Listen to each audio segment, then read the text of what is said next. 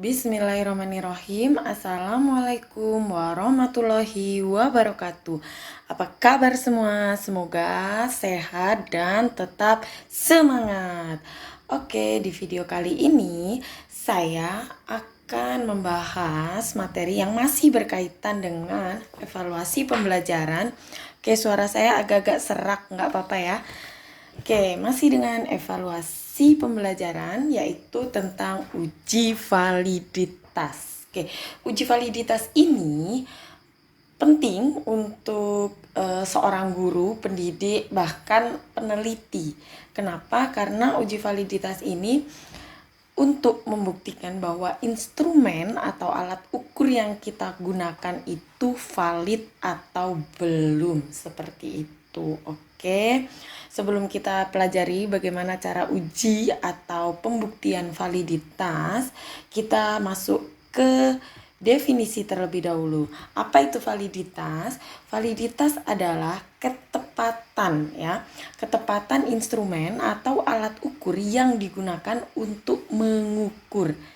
Jadi sejauh mana instrumen atau alat ukur itu mampu mengukur apa yang seharusnya diukur. Jadi kalau misalnya kita mau ukur hasil belajar gitu, jadi alat ukur yang kita gunakan itu memang tepat gitu atau sesuai dengan apa yang akan kita ukur. Jadi sesuai dengan kita mau ukur hasil belajar, jadi alat ukurnya juga alat ukur untuk hasil belajar. Hasil belajar kan banyak, ada hasil belajar dalam aspek kognitif gitu kan. Aspek kognitif nanti dibagi lagi menjadi misalnya kalau dalam bahasa ada speaking gitu ya, ada reading, ada listening, nah seperti itu. Jadi alat ukur yang kita gunakan itu harus tepat. Oke, lanjut ke jenisnya. Nah, jenis validitas itu ada 3. Yang pertama validitas isi, kemudian yang kedua adalah validitas konstruk, yang ketiga adalah validitas kriteria atau criterion related. Dan di sini validitas kriteria itu ada 2. Yang pertama validitas prediktif dan validitas konkuren atau konkuren. Nah, di sini kita bahas satu-satu ya. Dimulai dari validitas isi terlebih dahulu. Validitas isi adalah validitas yang menunjukkan sejauh mana butir-butir dalam instrumen itu mewakili komponen-komponen dalam keseluruhan kawasan isi objek yang hendak diukur, dan sejauh mana butir-butir itu mencerminkan ciri pelaku yang hendak diukur. Seperti itu. Jadi begini, validitas isi ini simpelnya gini. Kita kan kalau bikin instrumen, membuat instrumen itu kan ada kisi-kisi. Di dalam kisi-kisi itu kan ada indikator, kemudian ada yang namanya kita kembangkan butir atau item. Nah, item itu nantinya kita akan cek apakah item atau butir yang kita kembangkan itu sudah sesuai dengan indikator atau belum. Seperti itu ya. Oke. Selanjutnya yaitu validitas konstruk. Nah, kalau validitas konstruk ini validitas yang menunjukkan sejauh mana instrumen mengungkap suatu kemampuan atau konstruk teoritis tertentu yang hendak diukur. Jadi validitas konstruk itu, jadi instrumen itu harus mampu mengungkap suatu konstruk yang hendak diukur. Simpelnya seperti itu. Kemudian validitas kriteria. Tadi ya, validitas kriteria itu ada 2. Nah, definisinya adalah validitas kriteria itu adalah validitas yang menunjukkan sejauh mana tes memprediksi kemampuan peserta di masa mendatang atau predictive validity, atau mengestimasi kemampuan dengan alat ukur lain dengan tenggang waktu yang hampir bersamaan. Kalau ini yang concurrent validity. Tadi kan ada 2 ya.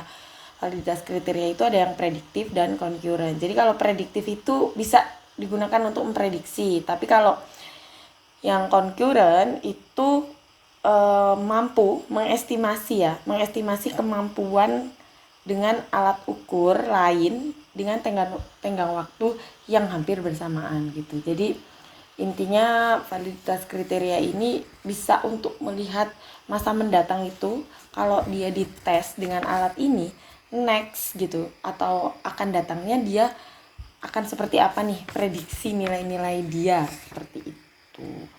Oke, lanjut.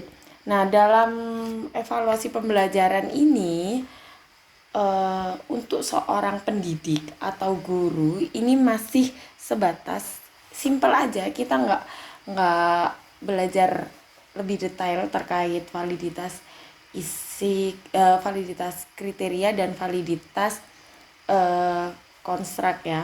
Jadi kalau untuk seorang pendidik cukup kita paham validitas isi, itu yang penting ya. Kalau konstruk kriteria itu biasanya untuk para ahli yang akan mengembangkan suatu instrumen gitu, instrumen tes, biasanya instrumen tes seperti tes TOEFL, kemudian tes TOEFL bahasa Arab gitu, terus kemudian soal psikologi seperti itu. Nah, tapi di sini saya akan menjelaskan sedikit bagaimana cara membuktikan validitas dari ketiga validitas itu ya, pembuktian validitas. Yang pertama validitas isi. Ini dibuktikan dengan expert judgment. Expert judgment itu penilaian ahli ya. Jadi pakai ahli yang paham dengan isi atau materi yang akan kita uji validitasnya itu. Kemudian validitas konstruk. Nah, validitas konstruk ini biasanya diuji dengan menggunakan yang pertama exploratory factor analysis atau EFA ya, analisis exploratory factor ya. Kemudian confirmatory factor analysis atau CFA, analisis confirmatory factor ya. Itu. Nah, kalau yang kriteria itu diujinya pakai criterion relative validation. Oke.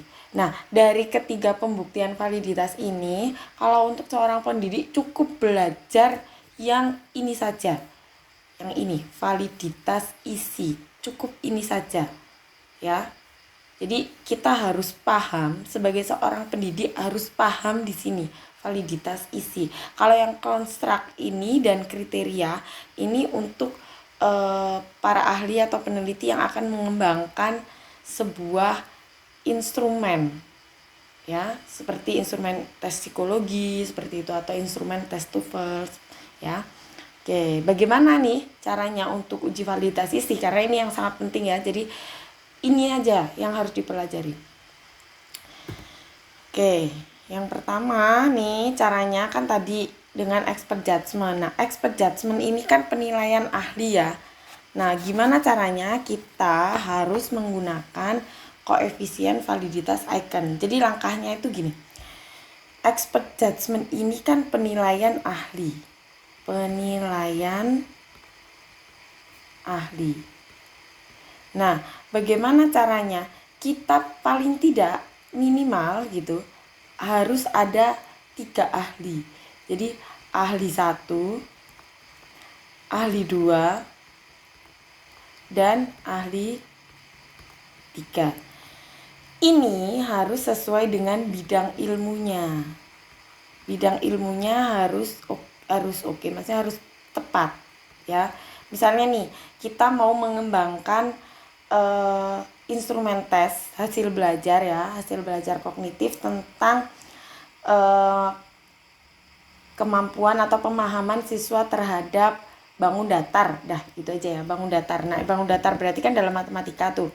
Artinya jika seperti itu, maka ahli yang akan kita minta untuk memberikan penilaian terhadap instrumen yang kita punya atau yang kita susun, itu ahlinya juga ahli dalam bidang ilmu matematika seperti itu.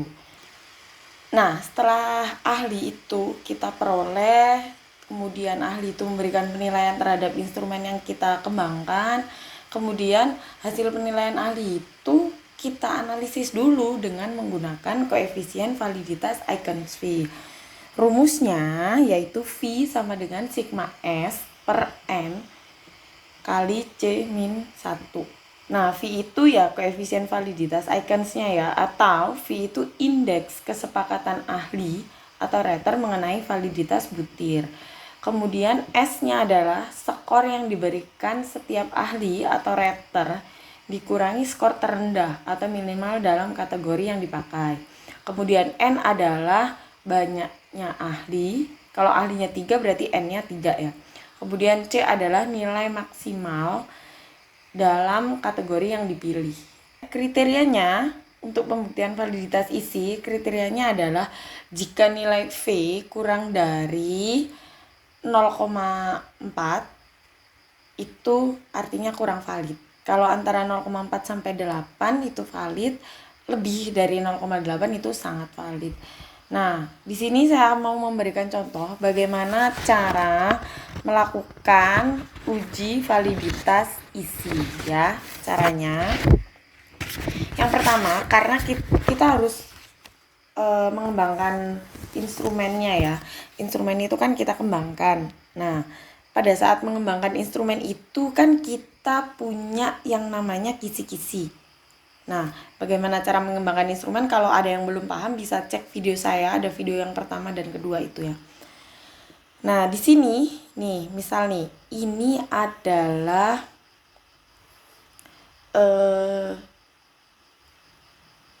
tabel kisi-kisi.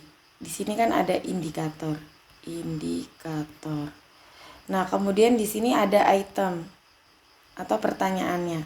Nah, di sini yang harus kita buat adalah indikator A bla bla bla. Nah, itemnya misal nomor 1.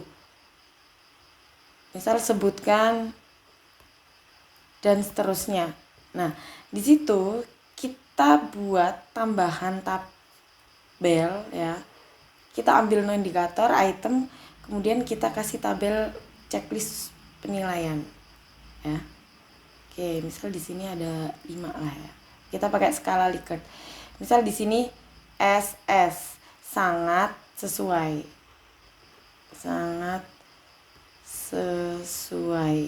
Kemudian S sesuai. Terus ini CS cukup sesuai. Kemudian ini TS tidak sesuai dan ini sesuai ya. Dan ini STS misal sangat tidak sesuai. Nah, dari sini nanti kita buat lagi, misal kalau dalam indikator A itu ada soal nomor 2 ya. Nomor 2, jelaskan dan seterusnya ya. Nah, itu nanti ahli ini diberi lembaran ini ya. Ini lembaran penilaian ini dikasih ke ahli. Nanti ahli checklist. Oh, misal nih nomor 1 ini.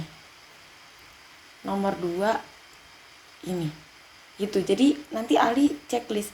Nah, baru kita sebagai pemilik instrumen itu kita menganalisis penilaiannya. Misal nih, kalau sangat sesuai itu kita kasih skor ya di sini. Sangat sesuai 5. Kalau ini sesuai 4. Cukup sesuai 3. Kemudian tidak sesuai 2 dan sangat tidak sesuai 1. Ini ya. Nah, dari sini ini kan baru ahli 1. Berarti ahli 1 itu ngasih nilai untuk butir nomor 1. Kita bikin tabel rekapnya. Bikin tabel rekap ya. Ini butir. Atau nomor butir ya. Nomor butir atau item. Oke, ini saya kasih contoh manualnya. Kenapa? Supaya nanti teman-teman tuh nggak asal paham, oh simpelnya, rumus singkatnya tuh kayak gini. Tetapi kalian juga teman-teman paham bagaimana langkahnya secara manualnya. Nah, ini di sini kita tulis nomor 1. ya.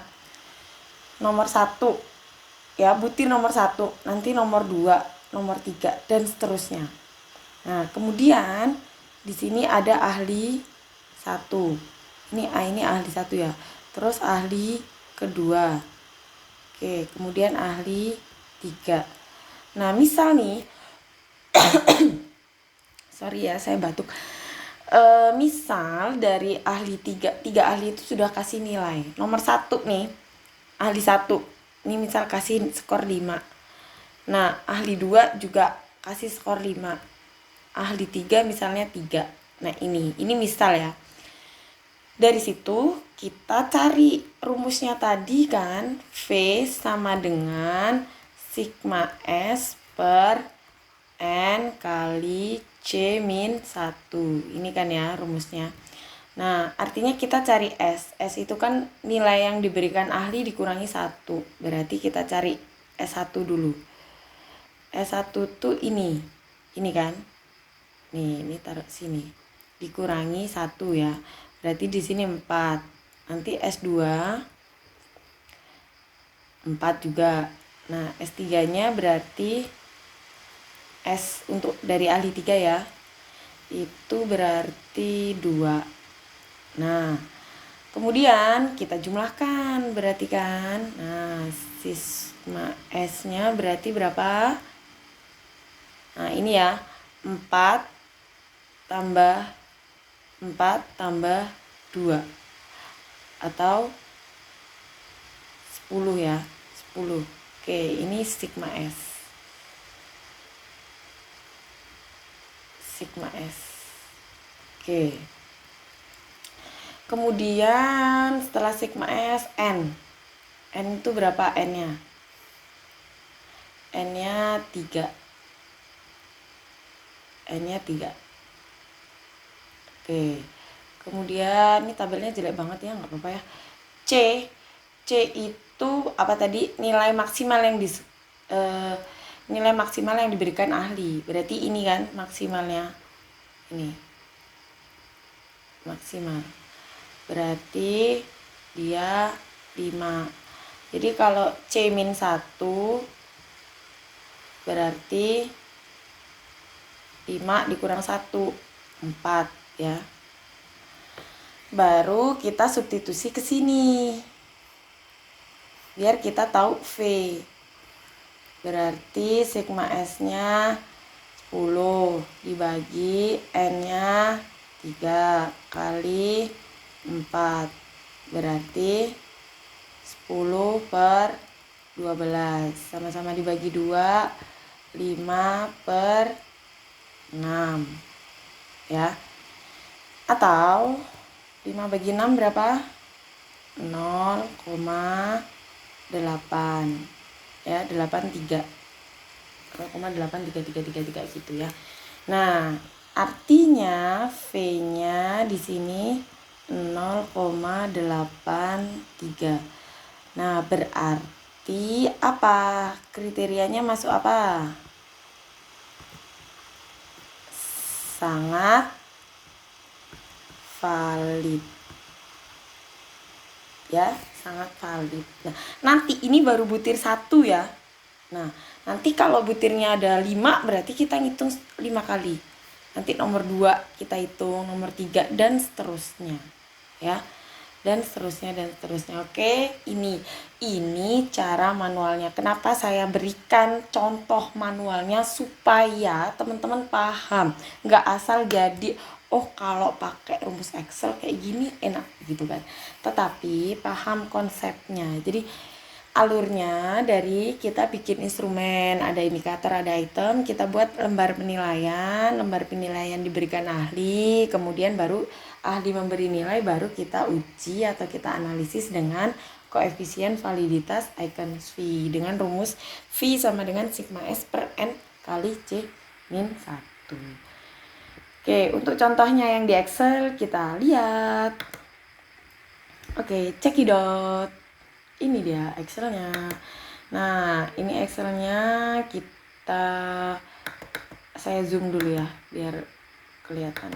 Oke, ini Excel ini saya buat hanya untuk bagaimana cara mempermudah kita menghitung ya. Misal yang pertama nomor item ya. Kemudian nomor itemnya misal ada 1, 2, berapa ya maunya. Oke. 8 aja ya. Oke. Mudah-mudahan ini kelihatan. Nah, 8. Dari sini kita cari kita rekap nilai yang diberikan ahli ya. Ahli 1, ahli 2, ahli 3. Nah, ini kita rekap nilai-nilainya. Nah, kemudian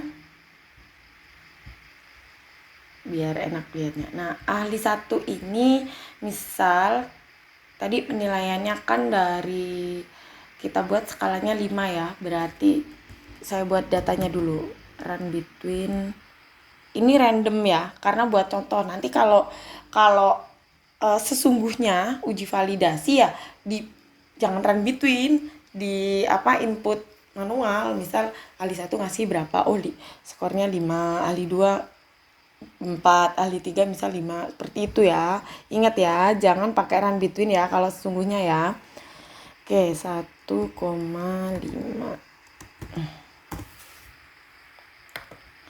Oke, ini saya copy. Oke. Sebelumnya berarti saya kunci dulu ya. Kalau ada yang belum tahu bagaimana cara random data, bisa lihat di video saya sebelumnya, cek di channel saya. Itu ada random data judulnya ya. Lihat di situ. Oke. Ini nilai-nilai yang diberikan ahli. Baru kita cari nilai S-nya. S1 ya. S1, S2, S3. Oke. Aduh, kecilan ya. Oke, seginilah. S1-nya berarti ini ahli 1 ya, dikurangi karena terendahnya 1 berarti 1. Oke. Ini kita copy, terus double klik, selesai. Kemudian kita jumlahkan. Oke, kita cari simbol sigma dulu ya. Di menu insert simbol. Kita cari di sini simbolnya sigma di mana? Oke, kita lihat.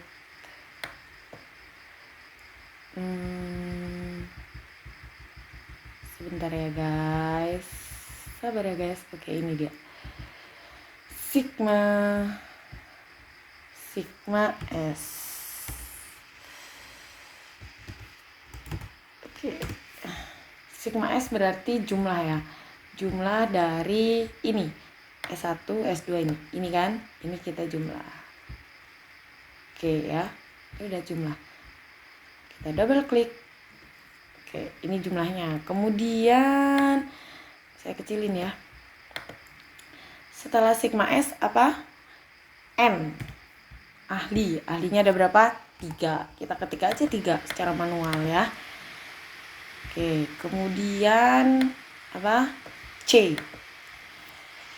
C-nya itu 5. Berarti kalau C min 1 gitu aja ya. Kita buat simpel sama dengan 5 dikurangi 1. Oke, 4 ya. Oke, biar kita bisa langsung memperoleh nilai V. V-nya sama dengan sigma S dibagi buka kurung ini kali N kali C min 1. Nih, tutup kurung. Oke, double klik. Kita buat nih 2 angka di belakang koma. Kalau begini dia 3 ya. Ini bisa, atau bisa pakai ini. Kalau mau pakai ini, nih, ini ada menu di menu home ya. Oke, lanjut ke kriteria ya. Kriterianya kita pakai rumus if buka kurung ini ya, nilai ini kurang dari 0,4. Komanya saya pakai titik karena di Excel saya ini komanya pakai titik, bukan pakai simbol koma. Ini artinya tidak valid ya. Kemudian kalau if buka kurung ini ya, ini lagi lebih dari 0,8 artinya sangat valid. Dan selain itu, kalau yang diantaranya itu dia valid. Tutup kurungnya 2 kali, enter. Oke, dia valid. Kita tinggal double klik, selesai. Oh, ternyata ada yang tidak valid, guys. Nomor 4 ini. Nah, pertanyaannya adalah gimana kalau misalnya dia tidak valid? Jadi item itu boleh dibuang atau direvisi, ya direvisi dulu, kalau enggak dibuang. Kalau malas ngerevisi ya dibuang aja, seperti itu. Oke, sekian video saya, mudah-mudahan bermanfaat untuk kita semua. Terima kasih telah menonton. Jangan lupa subscribe, like, komen, dan share ya. Karena subscribe itu gratis, paling cuma butuh modal kuota dikit aja lah ya. Oke, terima kasih. Saya akhiri. Wassalamualaikum warahmatullahi wabarakatuh.